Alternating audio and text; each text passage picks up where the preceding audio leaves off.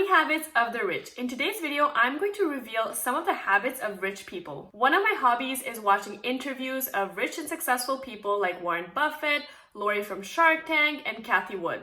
They all have very common money habits, so I'm just going to break them out for you so you don't have to do all the research that I did. I'm also going to be linking down below some of the interviews and just references if you want to go check them out for yourself. And also for all the new people watching, hi, my name is Reetu. I make videos on business and finance. I would love for you to subscribe down below for more videos on money. Alright, so tip number one is tracking your net worth. Your net worth is basically assets minus liabilities. You can do the calculation yourself right now to find out what your net worth is. In order to keep track of your net worth or grow your net worth, you're going to have to create a budget and track your expenses. The goal is, of course, to grow the net worth as much as possible. So if you're not tracking your spending, it's going to be really hard for you to figure out why is it not growing. This concept can also be understanding your cash flow, and your cash flow is basically how much money is coming in versus how much money is going out. Tip number two is a no-brainer, and if you do tip number one, this is going to be really easy. It's simply spending less than you make. Living below your means is probably going to be the number one thing that's going to contribute most to building wealth. And if you can avoid lifestyle inflation, it's going to be a total game changer. Lifestyle inflation is a simple concept of when you start bringing in more money,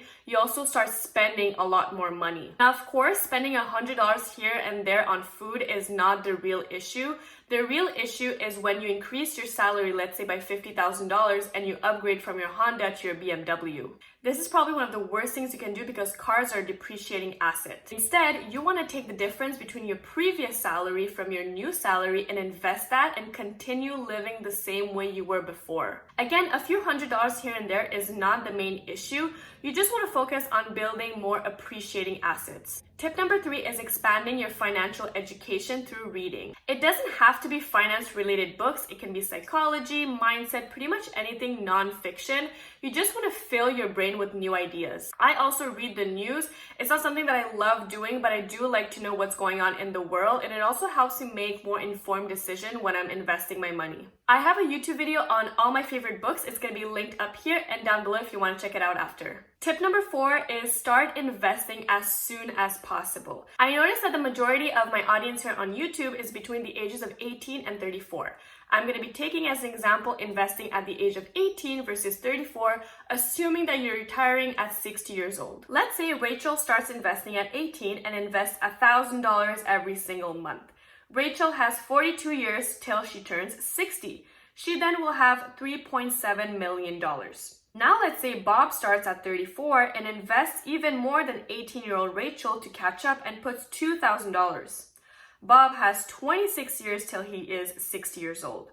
Bob will have $1.9 million even if he invests double of Rachel. What I'm trying to show here is time is a huge factor when it comes to compound interest. You can even just start with $200. Starting with $1,000 when you're 18 is a bit extreme. It was just for the purpose of this video, but it kind of puts things in perspective. If you're a beginner watching this, I think one of the first things you should consider investing in are index funds. Tip number five is don't diversify your portfolio too much. Most millionaires actually say to focus on one asset before investing in too many assets at once.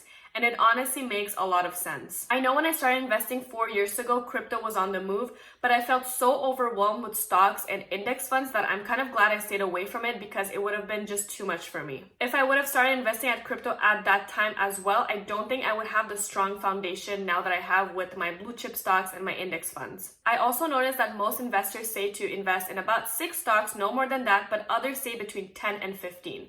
I'm going to let you decide whatever works for you and how many you can handle. If you've been enjoying this video so far, please make sure to give this video a thumbs up and subscribe for more money related videos in the future. Tip number 6 is really simple. It's just to be prepared. When you prepare your lunch, dinner, breakfast, whatever snacks, you're going to be saving so much money, and second of all, you're not creating the bad habit of always eating out. Nowadays, it's so easy to find quick and easy recipes.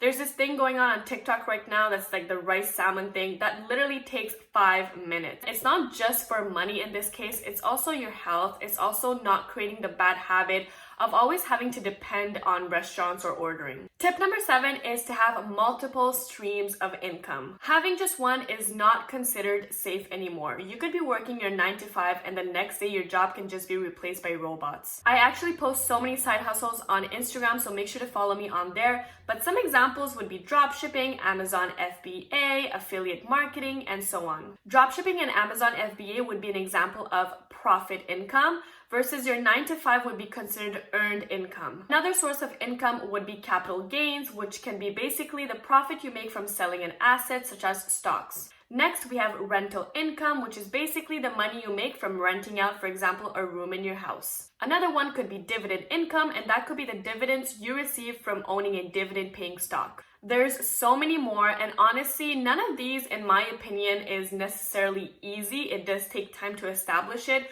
but once it's there, it's for a lifetime, and I promise you, you're never gonna go in the wrong by expanding the source of income you have. I do think that the easiest one out of all of the ones I mentioned would be affiliate marketing. If you guys would like a video on affiliate marketing, let me know. I'm more than happy to film it. It's actually really easy to get started. Tip number 8 is probably one of my favorite ones, and it's paying yourself first. Instead of investing, if you have money after paying your bills, going out, why not pay yourself first and then pay your bills? Basically, make yourself rich before making other people rich. And if there isn't enough after you've paid yourself, maybe it's time to revisit your budget, see if you can negotiate a higher salary, or again, get another source of income. I know a lot of people invest if they have money left, but it should be the other way around. You should make it a priority, just how you make it a priority to pay your bills. Tip number 9 is something we see a lot on social media. It's keeping up with an expensive lifestyle just to impress other people. I have these friends that really just want to go to nice places just to take pictures for Instagram, and you know what? It's fine, but